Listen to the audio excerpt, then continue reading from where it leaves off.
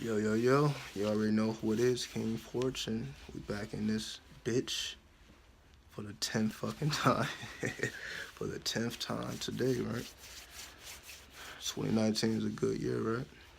So, the title of this video was called How to Civilize the Beast Within. Sphinx Philosophy. Now, we all know we come into this world savage. You know what I mean? Especially for the first 7 years of life, we come into this world as a savage. You know, we're still learning how to maneuver, how to navigate, how to walk, how to talk, you know, just the basis of reality and just overall survival, right? So how do you civilize the beast within? Knowledge of self, the wisdom of God, understanding of nature, yeah, I wrote it down, culture of freedom, and the refinement of power. So let's go through all of them, right?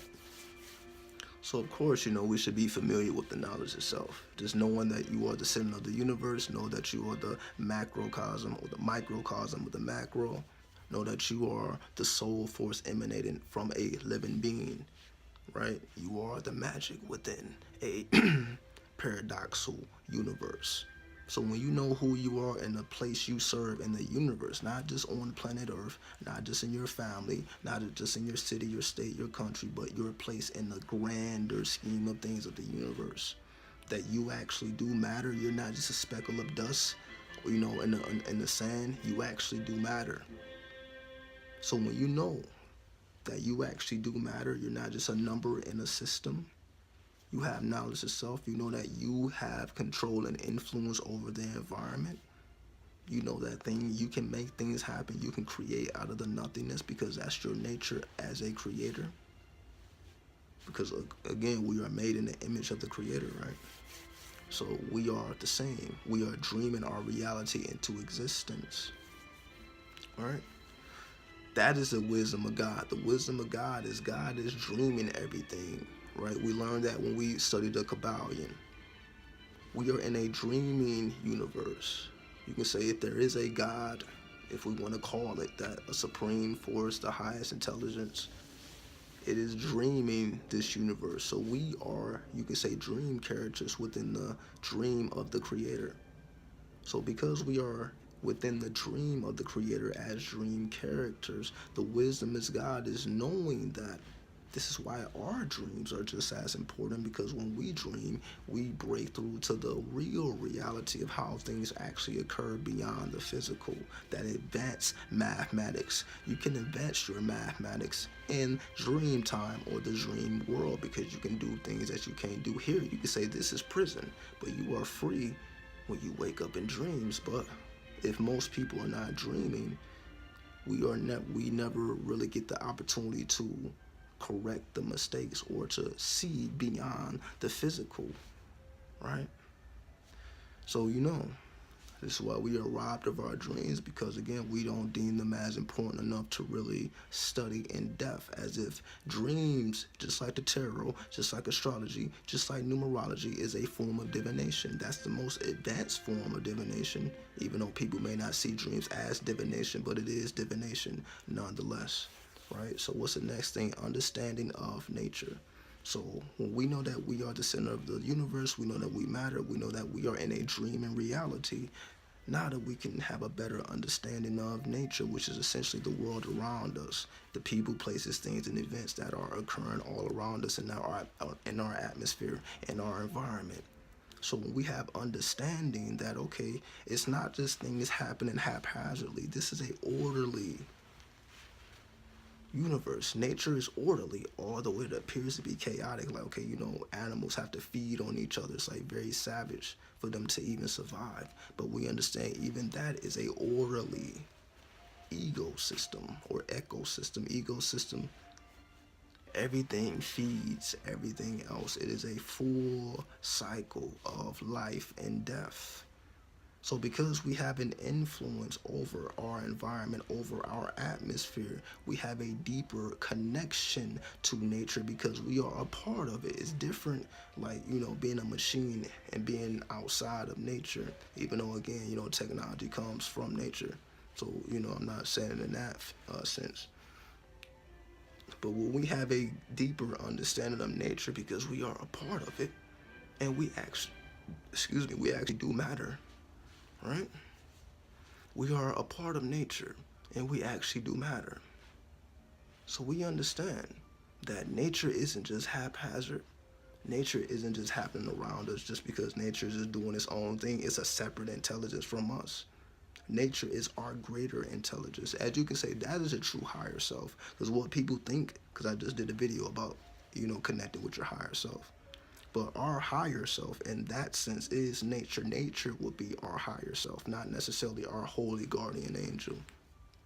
Nature is our higher self. So when we understand the higher self, or when we understand the grander scheme of things, then we understand, like, okay, this is my connection to the universe. This is my connection to nature, and I am a part of it. I am actually the center of it. I am that center point, and everything is revolving around me. The next thing is culture of freedom.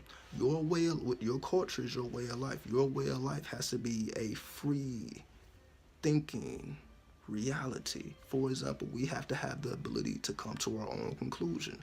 We have to have the ability to be able to think outside of the box, to be able to think outside of the norm, to not be limited to the reality that has been presented to us by beings and people who are not connected to nature. So we are living our life just like a person who isn't connected to nature is living their life. Then we see why we will have a problem, because if we are the center, if we are connected to nature, and we're listening to people that are not connected to nature, that are detached from the soul essence, that are detached from the soul force, they are not living a culture that frees them. So when we live a way of life, a culture that frees us, because again, we understand the knowledge of self, the wisdom of God, and the understanding of nature.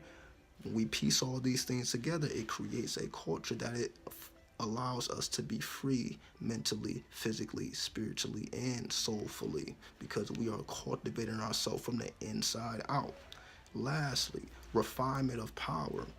Because we understand, once again, we have the knowledge of self, the wisdom of God, the understanding of nature, and the culture of freedom. Now we must refine that to power. So the refinement that takes place, meaning refinement is pretty much correcting the errors. So wherever we find error, we correct it. So through this process of correcting errors that we may discover over time, correction, this empowers us. Because when we take away the excess fat or the things that are no longer needed, and the only thing that's left is the purity, that purity that's left empowers us to do things that are impossible for other people to do, which makes us magic men and magic women, or gypsies, or mystics, right? Seers, clairvoyant, so on and so forth, activating your chakras, Kundalini rising, serpentine force, whatever we want to call it, right? But that has to be refined. This is what the Kundalini means, why it has to go up the chakras. That's just symbolic of the process of refinement, where you start off at the base level and you end up at the crown level, which is the most refined level. So the Kundalini going up the chakras is just the process of your power being refined in a way that can be useful to you. Because let's just say if you were trying to control a snake, that snake is not going to bend to your will because you are trying to grab it, by the tail, or grab it by the body, and you expect it not to bite your ass. But when it comes to the snake charmer, when you are the snake charmer, when you can charm the snake to the point you make the snake dance and shit, it don't want to bite you, it's just rocking. The snake charmer just got the snake doing this shit. So you can fucking feel on the snake, you can pick that motherfucker up, you can do whatever you want with the snake, because the snake is just in, it's like the snake is high and shit, the snake is cooling. So you can do whatever you want with it because it's in a refined state, because you playing that music, you are able to, the same snake that was a savage, that snake music or that snake charm allows that savage to be civilized, even if it's temporarily. You stop playing that music, that motherfucker go right back to that savage shit. But while you playing that music, while you are, activating that snake charm, now you can do what you want with it. Now it is subjected to your will and not its own will, even if it's temporary. So just to reiterate, how to civilize the beast within. Knowledge of self. Knowing that you are the center of the universe. The wisdom of God. Knowing how to navigate and be wise with that knowledge. Knowing when to use it, when not to use it, right? Understanding of nature, because we are the center of the universe, so we are navigating through this universe, actually affecting reality. Reality isn't affecting us, we are affecting reality. So nature is our higher self. Our higher self is nature. Our greater reality is the reality around us. You being able to expand your aura. The culture of freedom, living a culture that frees your mind, your body, your spirit, and your soul. Not something that limits you, but something that expands you, something that frees you so that you can have original thought, free thought, new thought, be an inventor, do new things, do profound things that other people just cannot do because you have refined your power. The snake charmer. So again, the snake is super dangerous. Unrefined, but that when you put that snake charm on that motherfucker, now that motherfucker is subjected to your will. So now that dangerous ass Kundalini snake can now be utilized for your purposes, right? This is how you civilize the beast within. This is symbolic of the Sphinx in Egypt, where it has the pharaoh's head or a woman's head. Some people say it's a woman, some people say it's a man with the lion's body, right? You see the lion, so the lion is not upward. When you look at the Sphinx, the lion is charmed. You can say the lion is being charmed because it's sitting the fuck down. It's not standing up, ready to attack with its mouth open. It's sitting its ass down because that human head represents refinement of that power. So the human head just means that you are in control of the beast within. Now that you are not a beast, because we are a beast. We have the human body. So it's not that we are not beasts. We just have tamed it. That powerful lion that's going around killing shit can now be tamed. And that's why the Egyptians invented the cat. A tamed lion. Because you can tame a cat. You can't tame a lion. You got to kill that motherfucker. But there are stories of people who live side by side in jungles and, you know, we don't even got to take it there, though. But this is the point, the beast within, how to tame the beast within, and how the Sphinx symbolizes that refinement. And that's why the Sphinx is the ultimate symbol of refinement of your power, right? Okay, I'll answer this question before we check out. Any type of music helps with cultivating your power. I personally use 528, 432 hertz and music with positive subliminal messages while I sleep. I would love to hear more suggestions. Classical music. That's why I've been playing classical music. You see, I ain't playing no more hip-hop shit, right? Because that shit, you know, it'll have you bouncing, but I don't know if you hear it. Classical music. Play you some Mozart.